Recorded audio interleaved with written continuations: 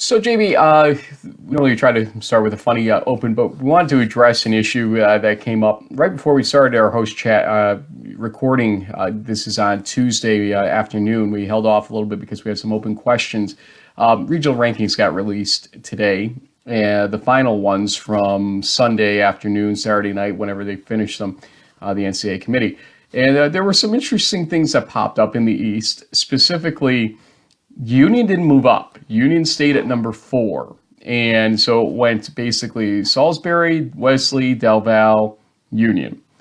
That said, Union is hosting a game against Case Western Reserve, and DelVal is traveling to Bridgewater in a 3-versus-3 matchup, essentially. We've sort of tried to reach out to find out exactly how this happened. We're still really not sure. And it's not going to change at this point. The bracket's the bracket at this point in time. We do know that Bridgewater and Union are 498 miles apart, and the rule is 500 miles that you would have to do a flight. And so we reconfirmed that through some NCAA connections that we have, that in fact 498 is the number. Whether or not the mapping software that was being used on Sunday or Saturday night confirmed that fact is something still up in the air. I guess DelVal, from my understanding, is hearing some, or maybe complaining about this. Their fans, not the school itself, thinking that this was some knock on their hosting ability or their facilities or something along those lines. And those are rumors that are unfounded. The folks that from the committee, from what I understand, didn't get into that level of minutia of things. It sounds like there was a distance issue somewhere, and it played a role. More than a distance issue. There's some calculation errors going on, Frank, and some perception errors, I think, because there's really no reason that the only 10-0 team in the East region, from the best conference in the East region, gets stuck in the 4 spot after running the table. It really feels like even though they beat Ithaca, they beat Hobart, they beat everyone on their schedule, the fact that they played Anna Maria and Westfield State is being used against them. However, their SOS was still north of 500, pretty much like a lot of the other top seeded teams in the bracket. And honestly, just from an eye test perspective, Frank, and I mean this with all due respect, because I know we have a strong following from the Wesley fans, but they just didn't look like the second best team in the East region this year to me. I mean, sure, they played Salisbury tough, but if you're looking at it from an objective set of criteria, including wins over regionally ranked opponents, and I just didn't think that they were the second best. That's just my opinion. You can have at me on Twitter if you like, but I think Union and the Liberty League got a little bit dissed, let down, pushed down. They still got 3 teams in the final top 10, I guess, with Ithaca popping back up there along with Hobart. But there's something fishy there, Frank. I just don't get it. Credit Wesley with scheduling DelVal. Credit Wesley with scheduling Endicott, a team that ends up outperforming what people would have assumed probably when that scheduling occurred. But, Union did play and beat RPI, which is a team that beat Ithaca. They beat Ithaca themselves, and Hobart. And some people out there might say, and I know one person in particular that says this to me frequently, well, they don't choose to schedule them. Well, guess what? Wesley doesn't choose to schedule Salisbury, and we're crediting them with a big loss against number 1 in the East. Remember, Union ends at 2-0 versus teams that are regionally ranked, and Wesley finishes 2-1 if my calculation is correct. And so it's really, when you get down to it, the loss matters and should matter in this whole equation. And I agree with you. Union should have been number 2. In fact, you could go further and suggest they should be number 1, but Oshkosh kind of undid any possibility or perception like that by winning against Whitewater, a team. Oshkosh is the team that Salisbury beat earlier in the season, so they really buoyed them to that number 1 seed. So I can justify that. I can't justify, like you, Union being below Wesley and DelVal in the end. And I got a bad feeling when they didn't start moving Union up in anticipation for their strength of schedule improvements that we all knew were going to be happening. But it is what it is. The irony here is that Union hosts as the number 4 team in the East. DelVal doesn't as the number 3 team in the East. And there may have been a mileage miscalculation that may have factored into that. But in the end, to me, justice is served because Union should have been above them in the first place anyway, according to what the numbers should have read. So you know what? A double mistake ends up canceling out, and I think the correct lineup was actually put together there, believe it or not. And I'll get some complaints too. We got a lot more where that came from on this show. It's host chat time for Week 11 on In the Huddle.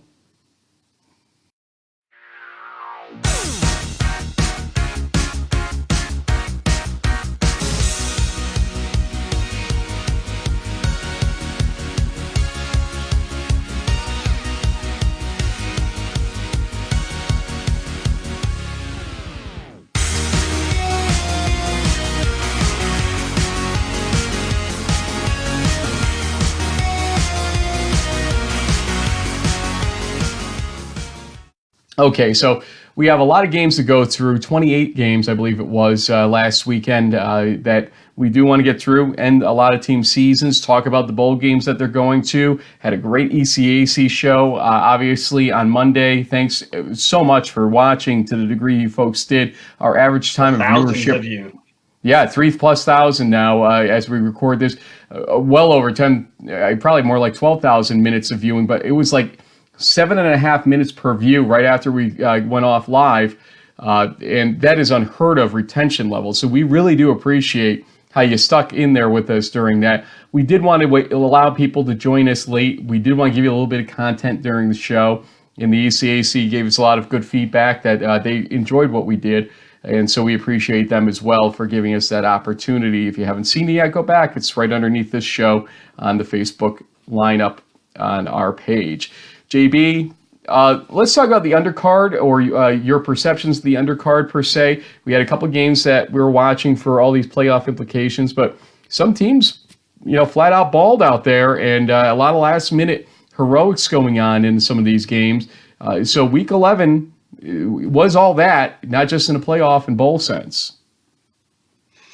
Yeah, I mean, the fun part about Week 11 is that there's always, and schedules have evolved and changed, and this season was a little different because the year sort of started off a week later, so things got moved around with conferences shrinking, certain things got switched around, but there were still some of these traditional classic rivalry games, like the Secretary's Cup between the Merchant Marine and the Coast Guard, like the Cranberry Bowl, between Bridgewater State and Mass Maritime down there in Buzzards Bay, like the Keystone Cup between Widener and DelVal, which was a very close call for the Aggies. I don't know if that necessarily affected their receiving situation. It obviously didn't in some respects because they managed to win at the end, but some very entertaining games. This didn't necessarily have a playoff impact, but ones that had bragging rights on the line.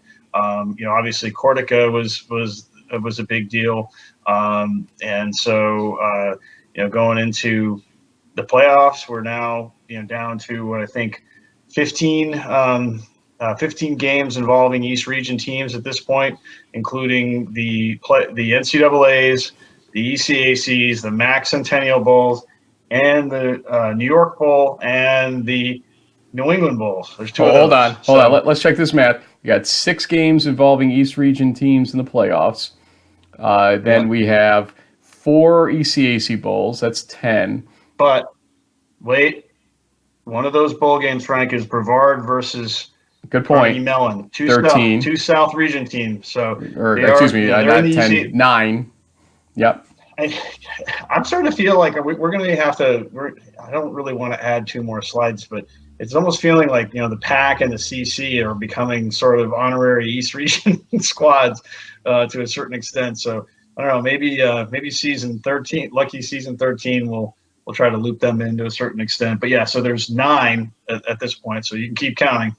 New York Bowl 10, 2 New England Bowls is 12, and the 3 Centennial MAC games is 15. Your math is on point, my friend. You have got it, and so I'm going to leave you be for a little bit. I'm going to do a lot of the talking out of respect for that, because it is time for crunch time for end of regular season, week number 11.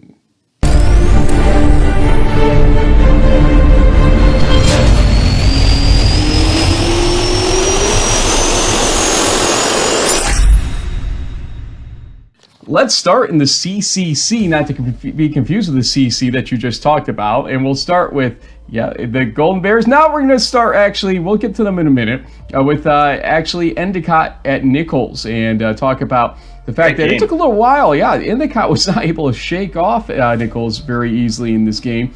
It was 13-7. It's 7:58 left in the fourth quarter. It was Anthony Bracamonte with a 9-yard run. And that was, again, 7:58 in the fourth.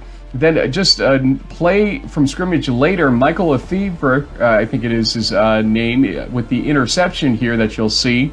And one play later, Joe Koloski to Will Genoway for a 12-yard touchdown and make it 28-7. The final was 35-7, but like I said, it took some time to pull away by Endicott. University of New England is going to be finishing at 4-6 for a second-year program. Congratulations to them. That's awesome. And they beat Becker 24-20. It was sealed really with a late pass deflection on 4th and 9 that you're seeing here. And then at 1:29 left in the fourth, 2 plays later, Jack Mahoney with a 28-yard touchdown run made it 24-14. Mahoney rushes right side. He's got a lot of room to work with. He's now out to the 10, cuts it out to the far side. He'll be in for the touchdown. Jack Mahoney puts 6 on the board for UNE. That was it. Late touchdown with 0 on the clock by Becker made it 24-20, University of New England. We also have, at least score-wise here, Salve Regina 34, Curry 13, and that's 3 forced turnovers by Salve Regina. Joey Moriello kept out of this game. Talk about that in 1 second. As he was nursing an injury. Tyler McGovern, 218 passing yards, though, for Salve Regina with the touchdown. In Western New England, 45, Husson 14.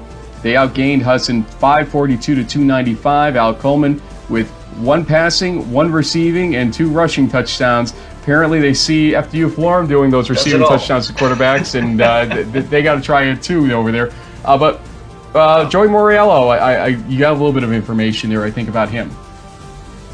Yeah, he got a little dinged up in the Husson game, and maybe that's why they weren't able to close that one out with a win. But he's about 150 yards away from breaking the school record, but with, basically just a chance to finish 4-6, which they did. And, Coach Gil Martin just opted to keep him on the sideline, let him get healthy over the offseason. So one of the things we'll have to keep an eye on in week 1 of 2020, Frank, is, when Moriello breaks that Seahawks rushing record, because it sounds like it's not going to be too hard for him to get 150 yards in a game from how they run their offense. Get better there, Joey, and we look forward to having you on the show in 2020 at the very least. Let's talk about the ECFC. Only one game to talk about, and it's a surprise. SUNY Maritime beats Mount St. Joseph 11-9 in one of the ugliest box scores you will ever see, as I keep saying to folks. Let's look at the deciding factor. I mean, you had in this game a 2-point conversion return for defensive 2 points. We had a 9-9 score midway through the fourth quarter, and I believe it was Wayne Bentoncourt with the safety here. It took us a second or two for them to finally declare it was a safety, but indeed it was. That was it.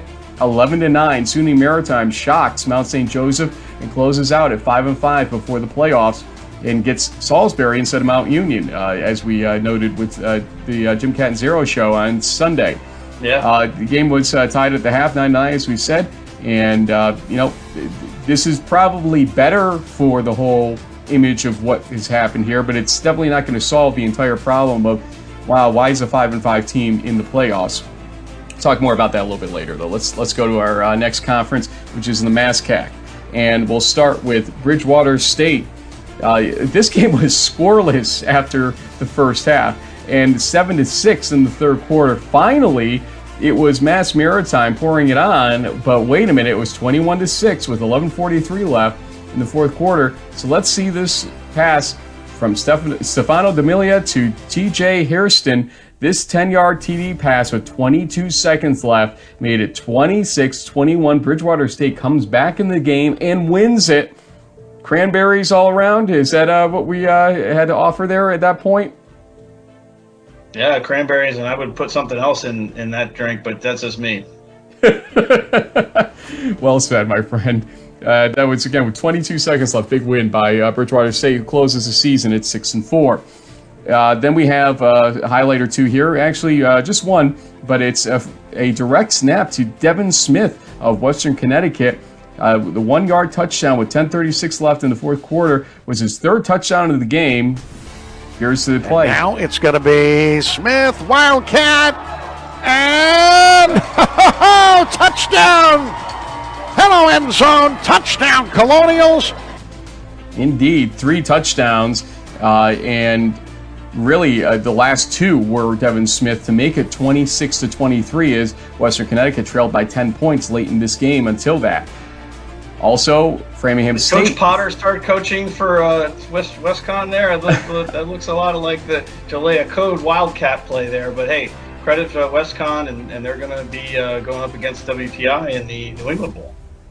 The Jalea Cat, but it's in this case the Devon Cat. Framingham State with the 47-6 win over Worcester State outgained them by 300 yards. Did Framingham State on their way to Wesley coming up soon. And Mass Dartmouth 19, Westfield State 13. Third different starting quarterback that accounted by Mass Dartmouth in this game this season. As Jacob Francis with 226 total yards, a passing and rushing touchdown. And he, Mr. Slaughter, I feel like we said his name before with those 11 tackles, 2.5 for loss in the game. But yeah. The MassCAC, you know what? Bridgewater State finishes strong. What's their senior situation there? They're going to be graduating a lot. A lot of folks, myself included, we'll talk about hits and misses later. I thought this team had the potential to go 9-1, maybe even 10-0 with the amount of players they're bringing back. They will definitely be hit by graduation, but given the way their season went, maybe there were some injuries, maybe some red shirts, and then there's also guys getting experience and kind of working their way into the starting lineup also. So maybe not the season that the Bears thought they were going to have, but still they finished it up with a trophy game win, and they're see what has in store for the Bears in 2020. NUMAC time. We're going to show the score, the first score here, but we're going to have no video to go with it. And we'll pull out from it in a second that you can explain kind of what happened here. MIT 43, Springfield 40. It took a Mark Wright game-winning field goal, 36 yards, to win it with 33 seconds left. But it was Springfield leading this game by 7 points until late. MIT got 10 unanswered to win in this game. Chad Shade with 3 passing touchdowns. But JB, what happened here? Because a lot of people saw Springfield win this game 44-43 on D3Football.com, among other places. Give folks about 30 seconds on how this played out. We have no video because they had a video breakdown occur as well, but this is probably more influential. I was watching this game pretty closely on Saturday just because of the implications that it had with MIT potentially winning, and it looked like near the end of the game, Springfield was pulling away, and I saw at one point I thought it was 44-33, and then I see somewhere else it's 40-33. I got a text message from Brian McGough in the SID indicating that there was a scoring problem with the software that they used. They couldn't the software couldn't accept or wouldn't accept a safety that was scored by the defense, and so therefore that's it had 6. It was really a 2. That's your 4-point differential, and that's what created confusion. And I also, knowing some folks on the WPI side of things, they thought they won the NUMAC championship with their big win over Norwich, and the fact that Springfield supposedly won the game 44-43, and so they went through the roller coaster ride of this 35 senior class thinking, oh my gosh, we just made the playoffs for the first time in program history, to, oh wait, we're not going. Yeah. I mean, it had to have been the highest of highs and the lowest of lows. I texted with Coach Robertson a little bit saying, hey, still had a great season. You have an opportunity probably to host a bowl game, which we know they do, and still finish with 10 wins, which I think would be a program first. But boy, there's tons of technical difficulties. Frank, I saw one of the cameras on one of the touchdown runs by Springfield get knocked over by a player. The field goal play, though, it's a shame we don't have this video because I swear, Frank, the ball was tipped at the line of scrimmage, and I mean, if this was the bar, I mean, it literally was like this going over. Wow. It was so close to not making it because it was partially blocked at the line of scrimmage, and it just barely, literally just kind of just snuck over. So MIT by the thinnest of margins, heartbreaker for the WPI engineers, but the Cambridge engineers, back-to-back New MAC champs, and you have to give them credit for coming back and hanging in that game. Indeed, MIT wins because they controlled their own destiny. Let's talk about WPI, though, as we have two clips here. First, Sean McGowan, a 53-yard touchdown, made it 21-7 with 4:40 left in the first quarter. So that was a score fest going on in the first half against Norwich. And then later on, 11:16 left in the second quarter, Nick Rossi takes his pass from Julian Nyland, a 30-yard touchdown to make it 35-7. The final was 70-28. In favor of WPI. Field and McAllen combined for 6 touchdowns, 239 rushing yards on the day. Secretary's Cup comes in third on our list here, despite how fun of a game this was. They made it 35-28 with this Tommaso Jamie touchdown from Ryan Jones, a 9-yard touchdown pass with 5:11 left in the third quarter. Again, 35-28 at that point, but the ensuing kickoff, look at Joe Vitelli go. 91-yard kickoff return, 42-28 is what he made the score there. There was no looking back for Merchant Marine Academy at that point. 56-41. Christian Abbott with nearly 300 total yards on the day, a rushing and a passing touchdown. The Secretary's Cup goes to Kings Point. Unfortunately, Bill George goes out without a win in his final game, but what a career. Coach, hold your head up high, as I know you are. And Catholic gets their second win of the season. Unfortunately, Maine Maritime stays winless. 28-13, Brady Berger, 22 for 33, 245, and 4 touchdowns, 1 per quarter, as you say here. In Catholic's defense with 4 interceptions, 4 sacks, and 6 total tackles for loss.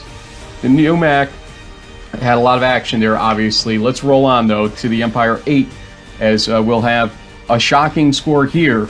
Morrisville State beating then number 22 Brockport 24-21.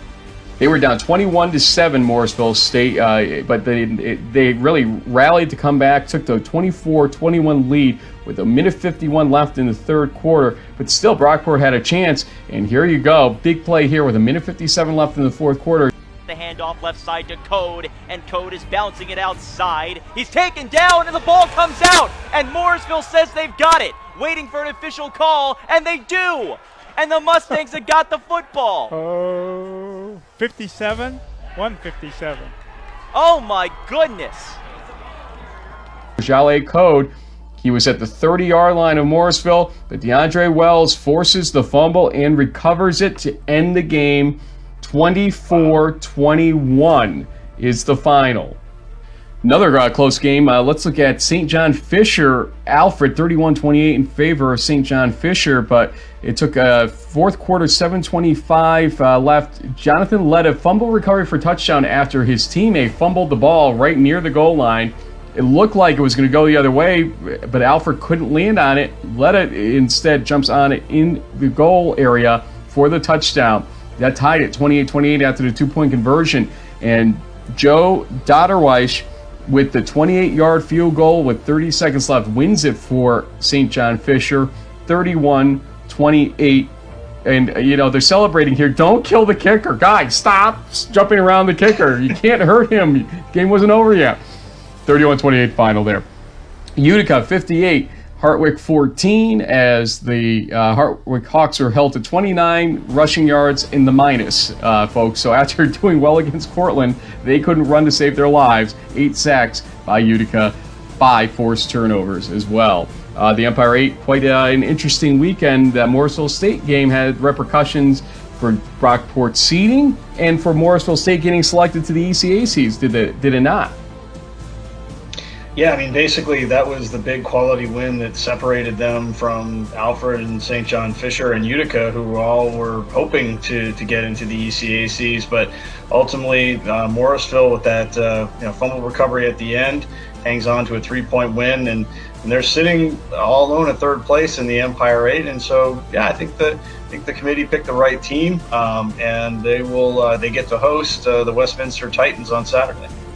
Liberty League, let's go to the Dutchman Shoes game. Union 33, RPI 0. I haven't seen a drubbing like that in this game in a while that I can remember. Let's look at first one of 3 IK Erebor touchdowns. This one 61 yards with 11:28 left in the first half. Made it 20-0 that early on. And this is the one that just put it all away. It's the Louisiana connection. 8:49 left in the third quarter. They went frogging, 44 yards for the touchdown.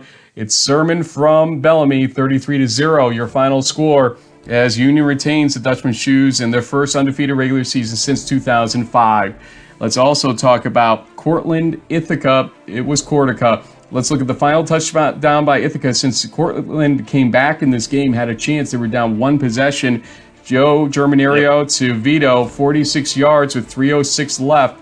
It made it 32-20. That's the final. As Cortica, I should say, sets the attendance record 45,161. Well, St. Lawrence 31, Buffalo State 26. It's SLU's best season since 2016 as Tyler Groshot with the game-winning touchdown run with 1:05 remaining. And Hobart retains the Centennial Cup for the umpteenth year, 51-20 over Rochester. 9th consecutive time to be exact. Ryan Hoffman, 234 passing yards, 1 touchdown. Surprised by Dutchman Shoes? The margin of victory, yes. Not surprised that Union won, and there might be a reason why sophomore running back is now the Liberty League Offensive Player of the Year. I know Joe Germinario was my pick in the preseason. He was a first-team all-conference selection at quarterback. 5 touchdowns in the Cortica game. What a way to go out, although technically one more game left at Butterfield as they host W&J in the ECAC bowl game. But yeah, I mean, it was interesting to see some little lopsided scores, but Union's, I think they got that trap game out of their system against Utica the week before. They came into this one locked and loaded and executed their game plan and won going away. Haven't seen a win like that in a while. Let's go to the MAC, and we have a couple clip games here. Albright with the second win of the season for them. They win 28-23. This made it 28-16 with 5:41 left in the fourth quarter. Zach Miller from Jimmy Lefay, the 63-yard touchdown here, made it that margin, and they held on to win 28-23. Congratulations, Albright, for 2 straight wins there now to end your season, something to build on in the offseason. Look at what happened in the Wilkes-Kings game. Kings was within 15 yards of going ahead of Wilkes late in the game. Less than a minute, 30 seconds left, and they get to the 15-yard line and a pick 6. Cole Jesmer. Let's get his name right, Frank. Here's the call. They're going to go to Moore. Moore's going to drop back. He's looking for a pass at the middle. Oh, no. Oh, Lord. Taking it down the field. Oh, no. Jesmer. Oh, Down the no. sideline. Oh, he's got daylight. He's got block. He's got daylight. Touchdown. 85 yards. That call reminds me of the whole Texas high school call there with the Dear Lords and everything else that got thrown in. Unfortunately for Kings, it was reality. 24-14. The flag that was thrown was for unsportsmanlike conduct after the play. Wilkes wins at 24-14. The Mayor's Cup back to Wilkes there. DelVal, we have no video from this game. They had their own issues that day. Number 11 team of the nation wins against Widener 28-21. But congratulations to James Gillespie as being named the Offensive Player of the Year in the MAC from Widener. And when your team goes 5-5 and you're named OPOY like that, that tells you something about your performance that year. It was tied at 14-14 at the half. Anthony Fontana, though, with 231 yards and 3 touchdowns on the day. Stevenson, 31. Lycoming, 0. They scored the 24 second-half points after it was a 7-0 game at halftime. Stevenson did. Isaac Boyd with a 10-yard scoop-in score in that game. And Misericordia, 49. Alvernia, 28. Brady Williams with a 15 for 19 day, 324 passing yards, 82 rushing yards, 2 passing touchdowns, 1 rushing touchdown. He's the magician, I told you, and he came back to finally get that magic for a 5-4 season by Misericordia. The MAC is that. Let's go to the NJAC. We'll finish up here real quick. As first we have Montclair State. We talk about their offense a lot, but let's look at their defense and their special teams in this game. First, 10:09 left in the third quarter, was 17-6 until this punt block by Jair Garrett, scooping at least for the touchdown for 26 yards, and 24-6 lead against Kane. Then Brennan Ray with this 29-yard pick six with 12:55 left in regulation made it basically a runaway game for Montclair, 40-12 final. Montclair State in that one. How about Rowan? Again rallying, this time from a 17-point deficit. It's Mike Husney with the 15-yard touchdown pass to Maldonado. Let's hear how it happened. Husney takes a snap, rolls to his left, goes end zone, has Maldonado! He came down with it! John Maldonado has caught a touchdown pass, and the Profs take the lead with less than 30 seconds left in the fourth quarter. 28 seconds left there. 24-20. Rowan beats TCNJ. Also, Salisbury 42, William Patterson 13. Battle of the wise old coach, ball coach versus his student there. We talked about earlier in the season, and it was Salisbury scoring on 5 of 6 first half possessions, outgaining William Patterson 499-165. Salisbury became a 1 seed ultimately, with all the things falling out on Saturday. And Wesley 42, there's Christopher Newport 7. A Pool C team was Wesley in the end. They outgained CNU 548-128. Drew Fry from Wesley with 192 passing yards and 2 touchdowns. That's a freshman quarterback. They've gone through now 3 starting quarterbacks this season, and that is crunch time for week 11. JB, I didn't let you talk about the last 2 conferences there. We were a little rushed for time here, but while we go to your stat chat, but hold on. JB's stat chat. He's gonna chat about stats. Yeah. Okay, while we go to your stat chat here, let's have you talk about anything from the MAC and the NJAC that you want to while you do talk about the teams. Well, I mean, Stevenson shut out Lyco, a strong defensive performance for them, and they're headed to a MAC CC Bowl. They're going to be hosting Johns Hopkins on Saturday, so definitely a strong finish for them. As far as the NJAC goes, I mean, interestingly enough, talking about technical difficulties, the Salisbury game had no stats available, so you kind of assumed that they were going to win that one, but you had to wait a while until you saw the final. Otherwise, yeah, I mean, really the standout game was Rowan TCNJ. I know it's been a tough season for the Profs, but the way that they've played throughout the season shows they'll be on the rise. They still finished above 500 in the conference, which says a lot, I think. And then Montclair State winning 5 of their last 6 games certainly hit their stride in the second half of the season. So it'll be interesting to see how far Salisbury and Wesley can go.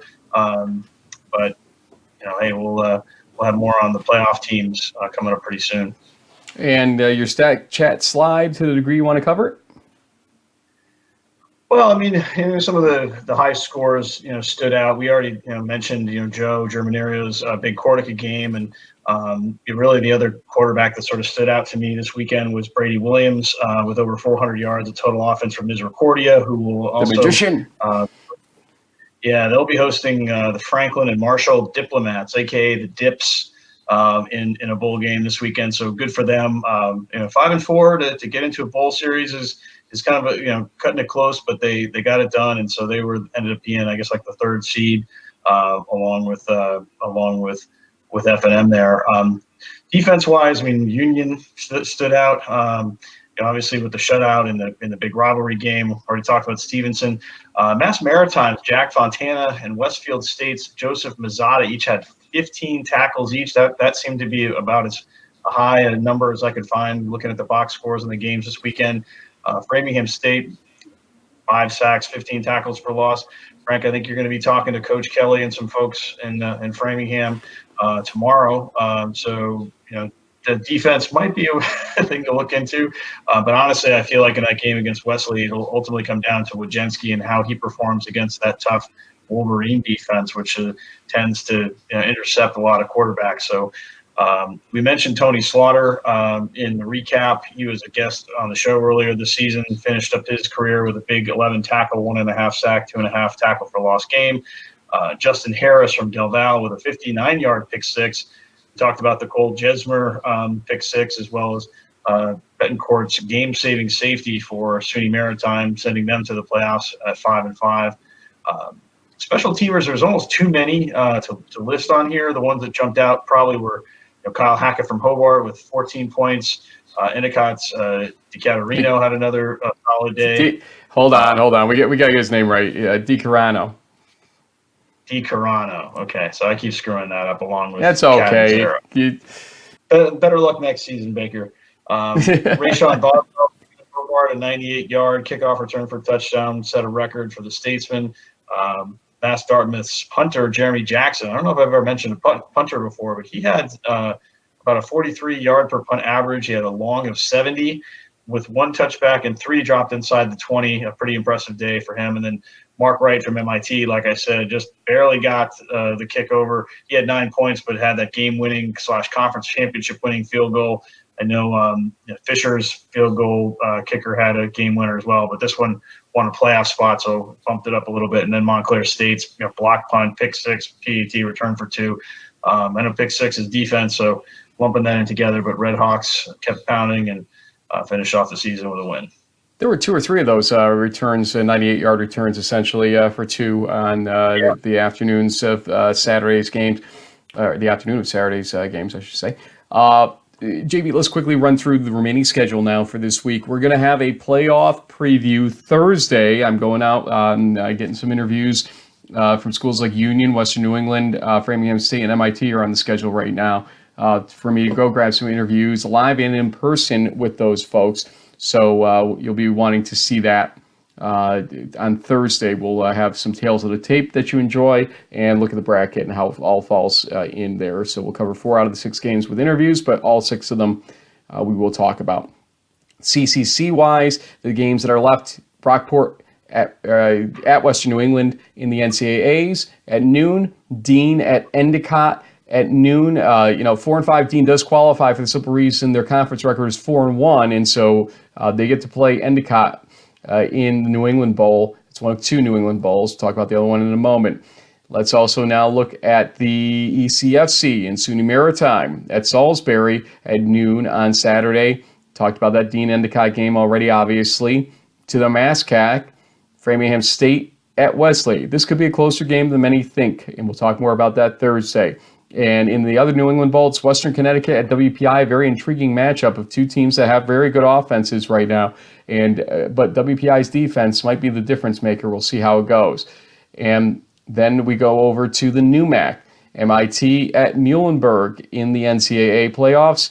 It's the Bubna versus Milne game. They were teammates, I believe. And I think D3FB.com is going to cover this, actually, in a feature this week. So stay tuned for that. And again, Western Connecticut at WPI at 1 o'clock is the New England Bowl. Let's go to New York now. It's Brockport at Western New England on Saturday in the playoff game. And obviously, Hobart is going to be at Cortland in terms of the 1 o'clock, correct, for the New York Bowl. In the Liberty League, we just mentioned the New York Bowl, obviously, but a couple other things to talk about here. First, Case Western Reserve at Union in the playoffs at noontime in Schenectady, and Washington and Jefferson College at Ithaca, not University. Oops, sorry guys, we upgraded you for a day there. In the Asa S. Bushnell Bowl in the ECA season. Obviously, Hobart at Cortland in the New York Bowl. Continuing in the MAC, it is Franklin and Marshall at Misericordia and a TBA time for the Centennial MAC Bowl.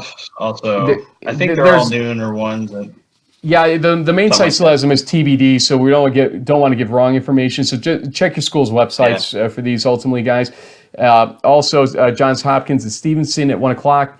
So this is one where they did make the change in the Centennial MAC Bowl series. But when it comes to in addition, Wilkes at Susquehanna is yet another one at noontime that day. But Delaware Valley at Bridgewater is the game of games in terms of an NCAA game. Both 3 seeds in the respective regions. This could be a very good game, and we'll see what happens here as DelVal has to hit the road to Bridgewater. Finally, we have the NJAC and 2 big games to talk about in the NCAA playoffs. SUNY Maritime at Salisbury and Framingham State at Wesley at noontime. One probably is going to be pretty ugly on the scoreboard. The other, I really think will be close. We've said it twice now. Don't have to talk about it again. JB, I know you got to go in a second here, but your last thoughts before we close out Host Chat Week 11 and fully turn into playoff mode and bowl mode.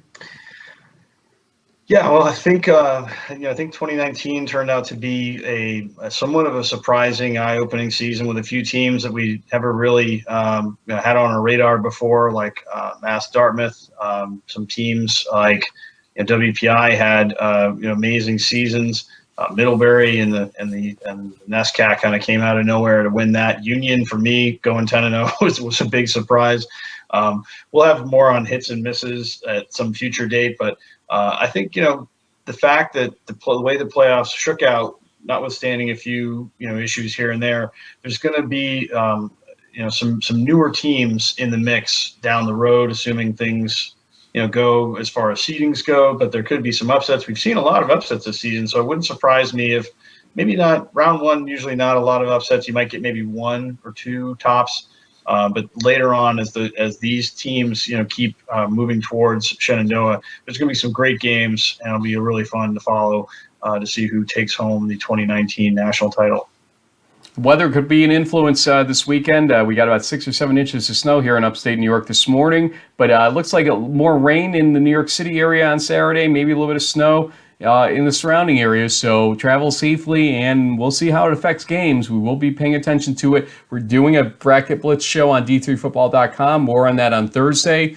In the meantime, folks, regular season over. Thanks to all the teams that we won't be talking about much more throughout the season or through the postseason, but that have made our season special, including Chad Shade and Springfield. Here's a clip from Chad Shade, actually, that everybody should see.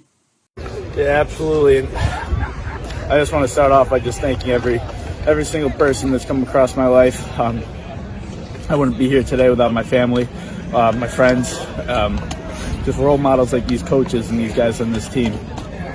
I honestly think that in life you have defining moments, and I don't think we're defined by a loss. This team overcome a lot of adversity throughout this whole year, and no matter what, we still have all our brothers. Every single one of these guys is someone I can go to. They're an SC guy, and I think that's what this is all about. This team is about much more than this game. And obviously this season didn't finish the way we wanted to, but I wouldn't want to do it with anybody else. That guy, that's a tearjerker right there for sure. From all heart. Twitter. He's really, his career has been up and down. He's overcome a lot of challenges, a lot of adversity. But when we've talked to him, always tons of fun. Just a great leader, a great person.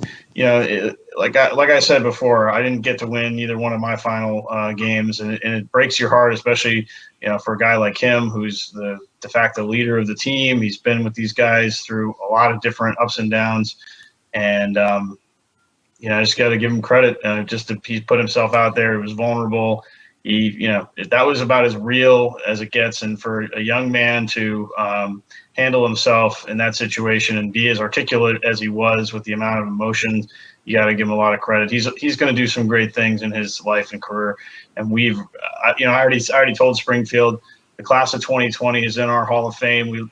That'll go down as some of our favorites of all time, and it's part of the reason why we do this kind of program. It's really great to meet these players and their families, and it just makes this really worthwhile in the end. Nick Boehner, Jeremy Lipsky, I got a hug from him, shoulder pad first. A lot of memories. Obviously Jake Eglantine and Jordan Wilcox are from a couple of years ago. Special to us too for our first video season and one of my first on the roads and whatnot. But Chad Shade and Nick Boehner, especially, two characters. The shake weight interview will never be forgotten, obviously. But there are so many stories we could tell about different players that are graduating off. Remember, you're always home here on In the Huddle, so make sure you keep us up to date on what you're doing, guys. Before we get emotional, we'll see you guys on Thursday with our playoff preview.